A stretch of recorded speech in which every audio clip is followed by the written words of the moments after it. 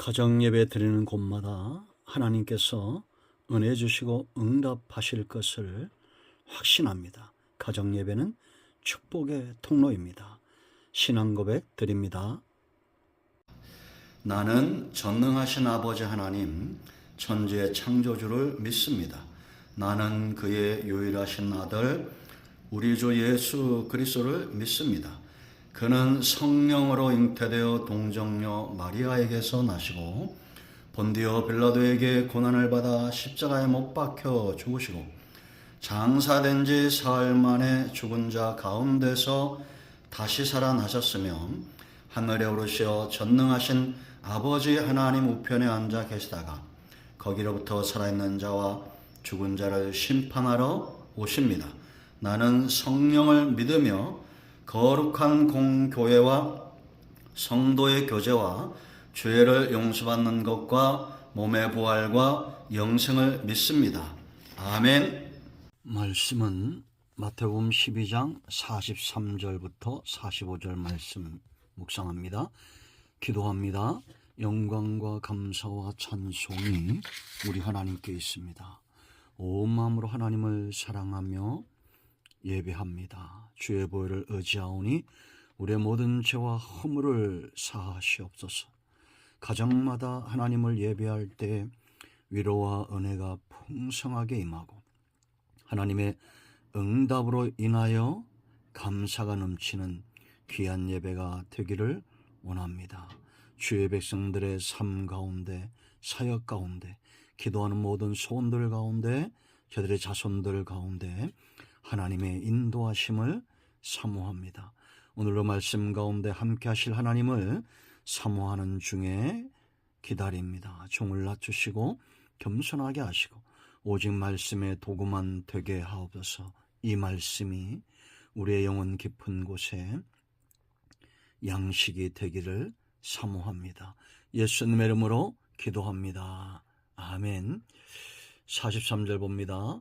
더러운 귀신이 사람에게서 나갔을 때에 물 없는 곳으로 다니며 쉬기를 구하되 쉴 곳을 얻지 못하고 이에 이르되 내가 나온 내 집으로 돌아가리라 하고 와 보니 그 집이 비고 청소되고 수리되었거늘 이에 가서 저보다 더 악한 귀신 7을 데리고 들어가서 거하니 그 사람의 나중 형편이 전보다 더욱 심하게 되느니라.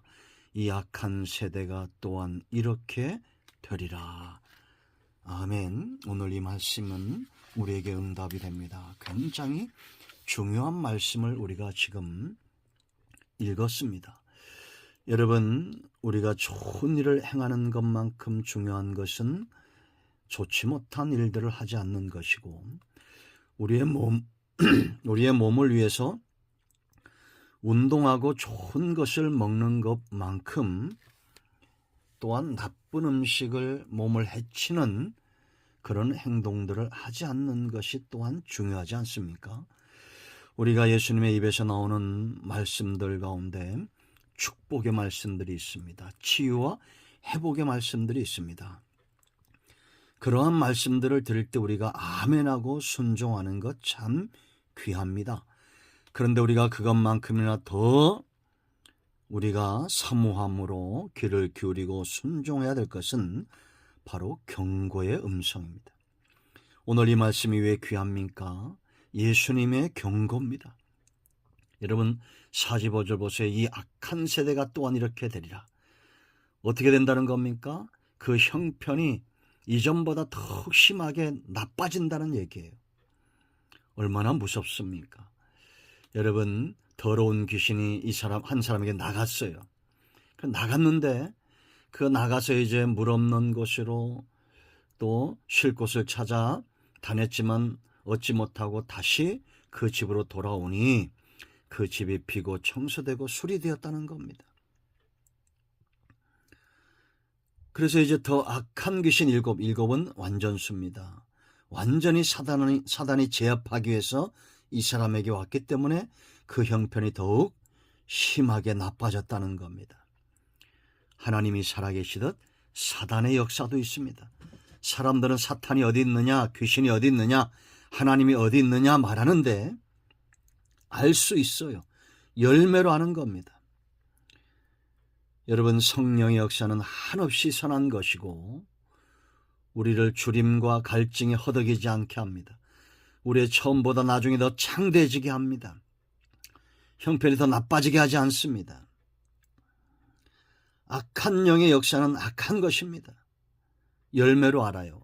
여러분, 저희 요즘 들어 많이 말씀을 드리고 있는데요. 요한복음 15장 보세요. 예수님은 참 포도나무, 우린 가지라는 겁니다. 온갖 좋은 것이 다 가지에 있습니다. 하나님의 모든 좋은 것이 바로 저와 여러분에게 나타나야 됩니다. 요한복음 10장 10절 한 번 더 말씀드리죠. 도둑이 오는 것은 도둑질하고, 이 사탄이에요.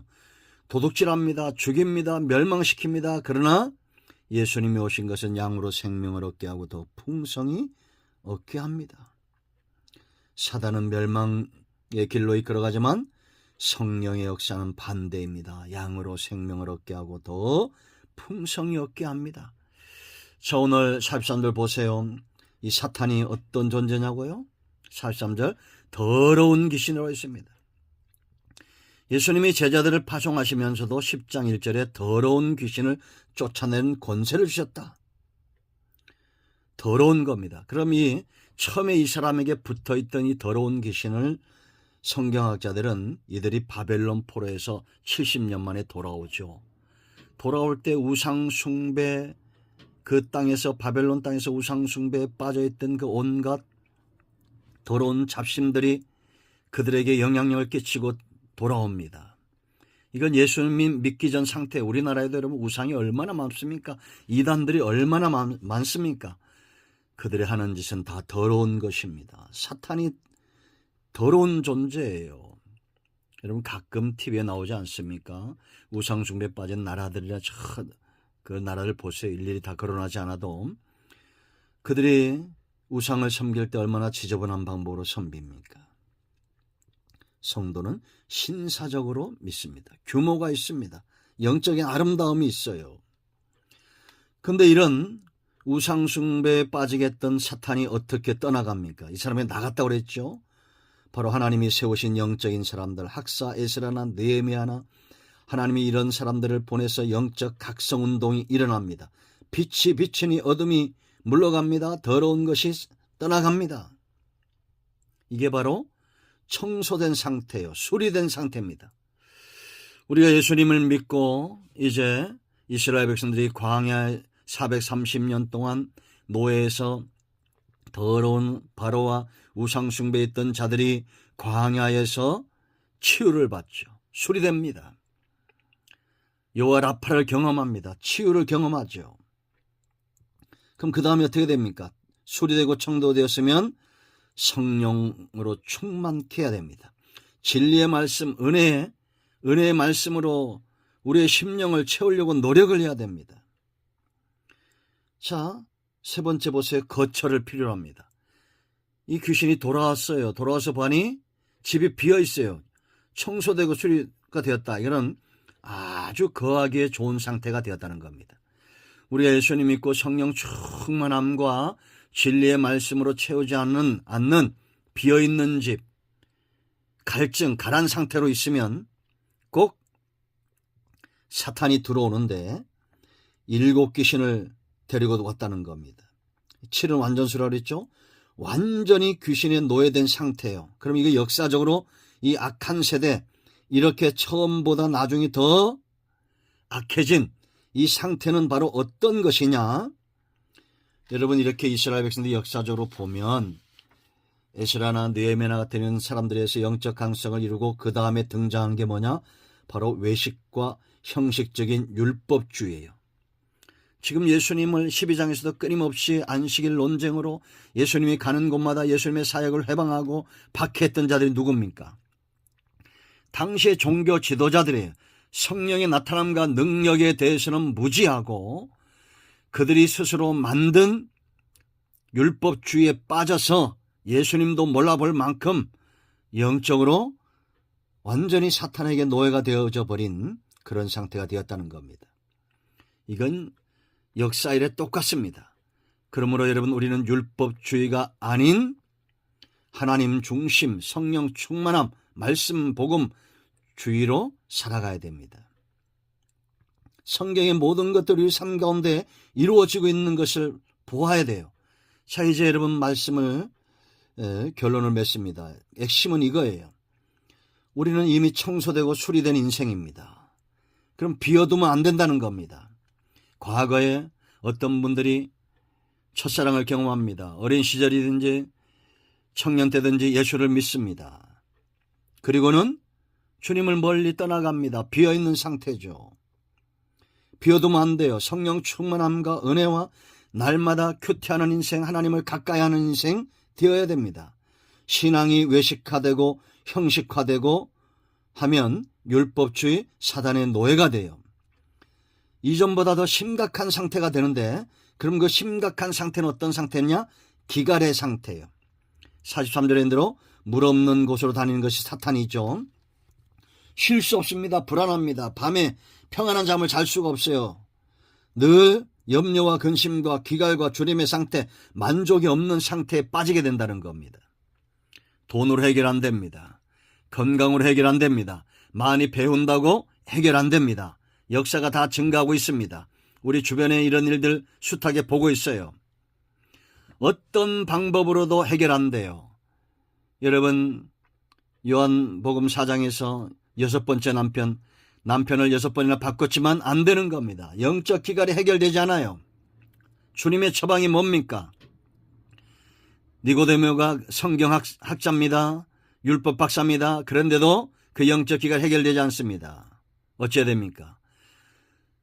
성령과 진리로 예배해야 됩니다. 성령 안에, 진리 안에 충만함으로 채워져야 됩니다. 여러분, 이제 우리의 상태를 진단해 보십시오. 나는 신앙생활을 어떻게 하고 있는가? 외식과 형식으로만 그렇게 주의를 출입하고 있는지, 아니면 진리의 성령 안에서 그 충만함을 사모하며 만족하고 있는지 열매로 알 수 있습니다. 기갈이냐, 샘솟는 기쁨이냐.